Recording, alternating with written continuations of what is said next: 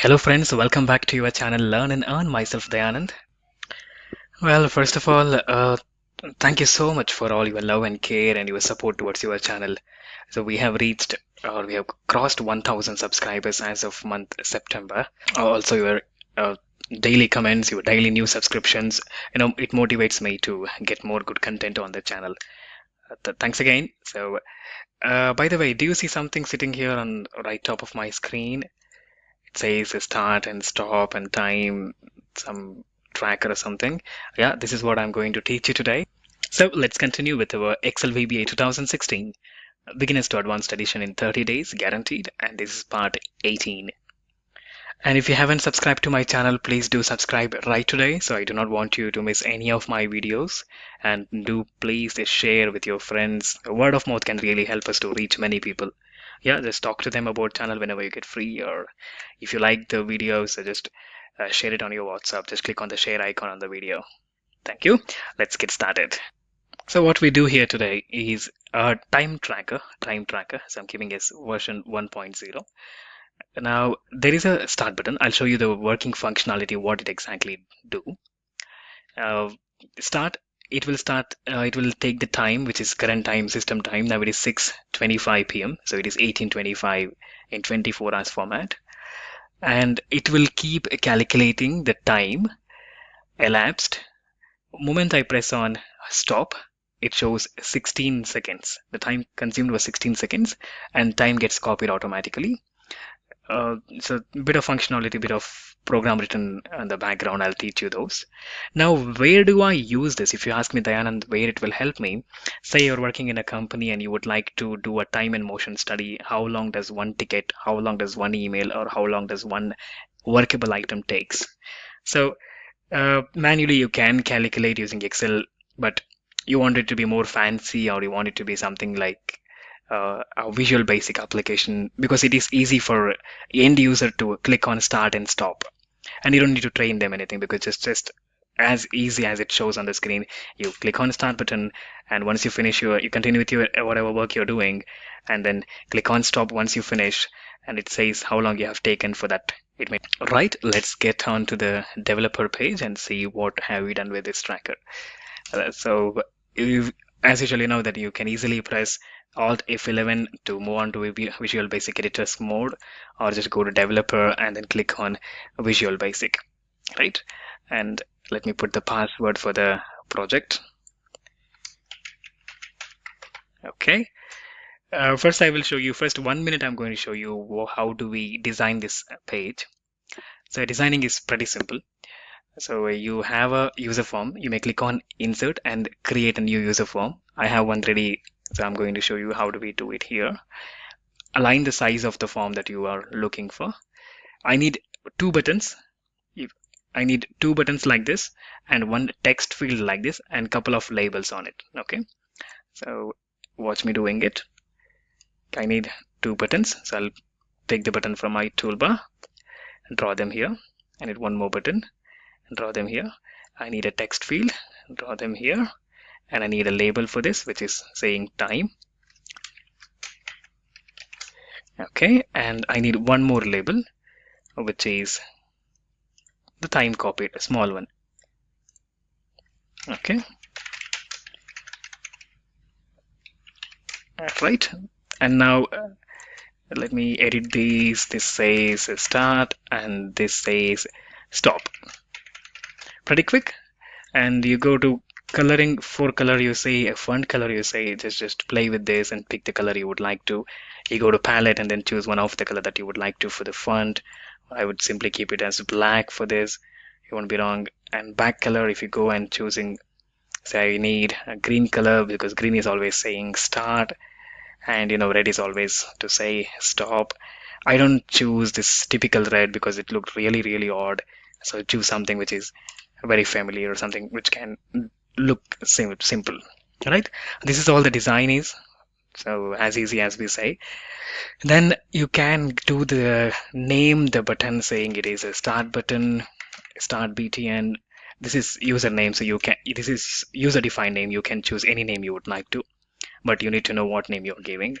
And you say stop button very commonly what we have seen across all programmers, they use BT and last few three letters. For buttons, text they use TXT, something like that. Okay, time TXT, right? And these are the caption. This is copy caption, or just a key KPN, KPTN caption, something like that. This is user defined. Totally, you're okay to leave it as it is. So you don't want to change. You don't want to change. Simple. But if you would like to change, it makes more sense when you program.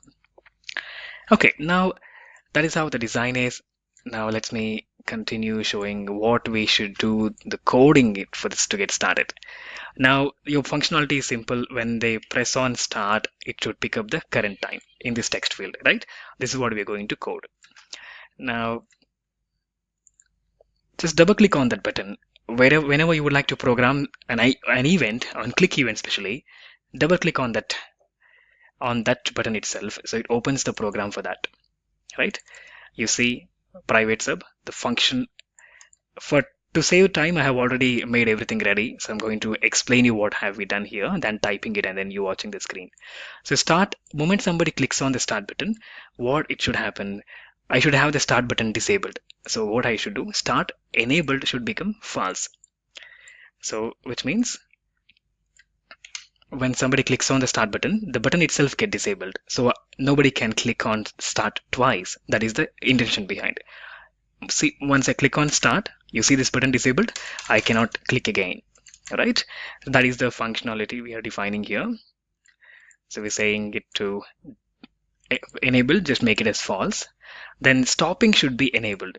Notice here, your stop button is disabled, right? And you want that to be enabled when you click on start. Somebody clicks on start, you see stop button gets enabled, right? You get the idea behind? Because nobody should be clicking on stop first. They should be clicking on start first and then stop, right? So start, this get enabled, right? That's the enable, which we made it as true. And for this, I have mentioned this is text box 1, so I've not been renamed anything. So text box 1, let us clear whatever the value it is storing. Text box 1 dot value, just when you put double colon like this, it means it is null. It means erase everything inside the text box field, which is here. Enable, release everything. And I'm taking a variable called t1 and storing the time. So I'm declaring here t1 as time, t2 as time. Sorry, t1 and t2 as date format. I'll tell you why we have chosen date later. So T1 and T2, we are mentioning them as date. Okay. Then the format, we need to pick time, something called as now. Now is the inbuilt function for Excel, which picks up your system time. If your system time is incorrect, then this answer will be incorrect. Ensure your system time is set to the right time and date, right? So the format we're going to save from now, we're not going to take date, we're going to take only hours, minutes, and seconds, right? And then in text box 1 dot value, we're going to simply place this T1 here. It's easy. So clearing the text box 1 and then T1, we are saving current time and passing the T1 to text box dot value is equal to T1, right? Okay, that's one thing we're going to do in start function. Now what happens when somebody clicks on stop? It should tell how long it has taken, right? It's something like the amount of time it has consumed. Now let us look at this stop clock, stopping click, what happens. Again, it's very simple, simplest coding. I'm going to explain you. All my videos are going to be very, very simple. So because I want you guys to get the concept first, and then you can start exploring yourself in the programming world. Yeah. Now, moment somebody clicks on stop, I should get my start button enabled first thing. Yes, that is done. And I should get my stopping button disabled. So stopping enabled is equal to false, disabled. Text box 1, I'm going to clear it because currently it will be showing now time, right? The current time. So I need to clear that. Clear it. Then take T2, another variable, T2, format now again, which is stop time. This is stopped time. What was this? Here, started time. Started time. Now what is the time elapsed? Total time is equal to how much? What is the total time? That is stop time minus start time. This is what I'm going to do here. You got the concept? Now T2, I'm going to store current time, which is stop time, and take the inbuilt function called date difference as is a function. Don't worry about that. Just I'm passing the date T1 here and a C date, and T2 here, another T2, another calculate date T1, T2 divided by 86,400. If you ask me what is this, Dayanand, 86,400 is nothing but 24 hours. So 24 hours, which is each of 60 minutes, which is each of 60 seconds. So 86,400, we get the values in seconds. Now this value, what I'm going to get, I'm storing in time variable, which is a double, which is just seconds. Now this time will be passed on to the text box 1 value, which is this value in format, which is, you see the time, this variable being passed here in the format of hours, minutes, and seconds.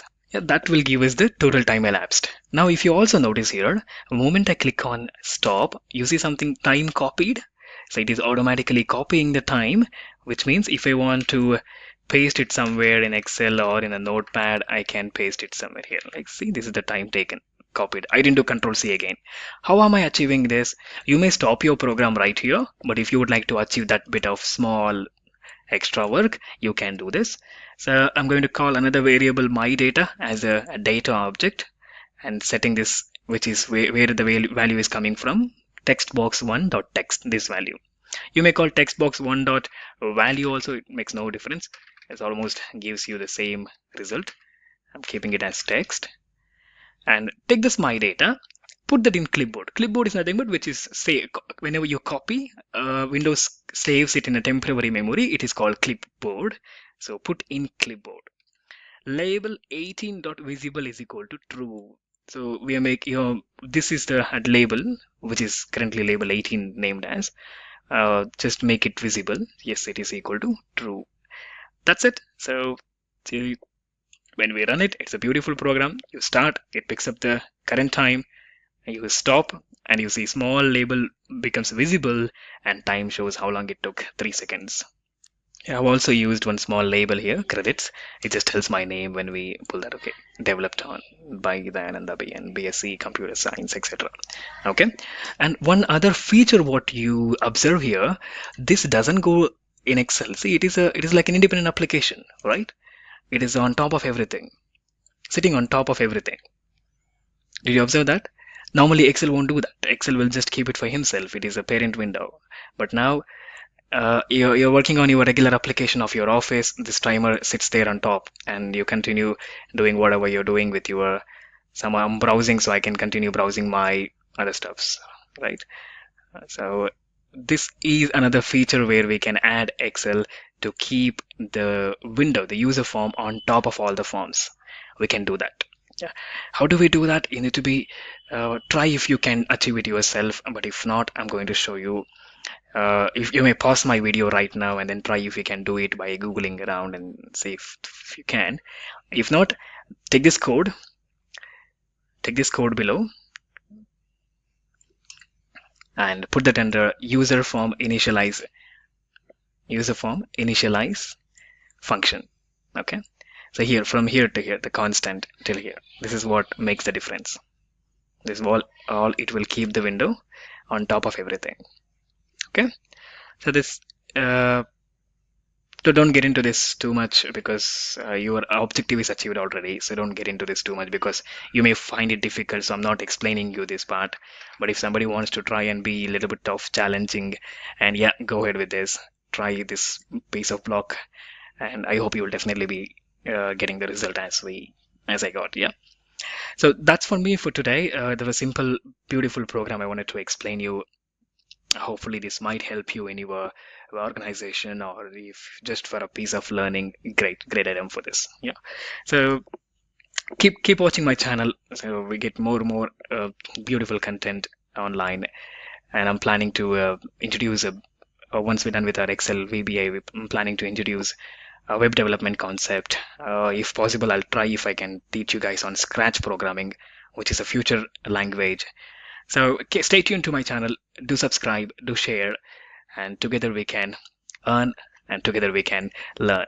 Okay, so this is Dayanand signing off. Have a lovely day. Happy learning. All is well.